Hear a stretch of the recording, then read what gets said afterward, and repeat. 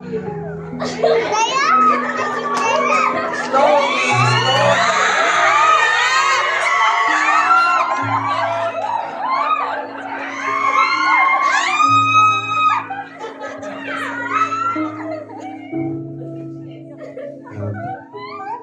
anniversary.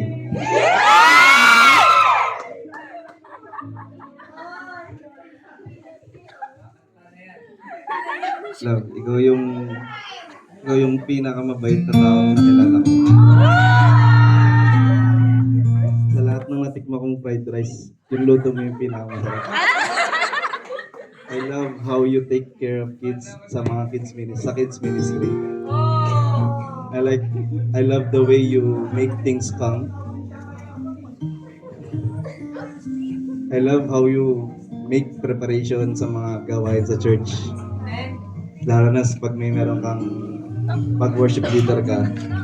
Then, kahit minsan di mo na ako pinapansin, huwag ka mag-alala, di ako magtatampo. Yes! Lalo na kung para kay Lord yung ginagawa. Yes! Man! I'm so excited na bumuo ng family kasama ka. Lalo na si Lord yung nasa center ng relationship natin. Alam ko magiging mabuti kang nanay, mabuti kang asawa. Gusto kong lakaran tong faith na to na ikaw yung kasama ko. Kung isang beses lang ako ikakasal, gusto ko sa'yo ako ikasal.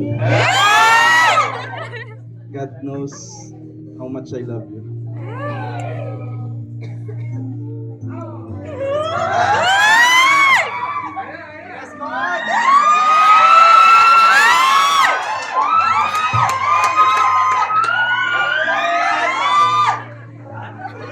Rosemary Ann Salas. Billionaire.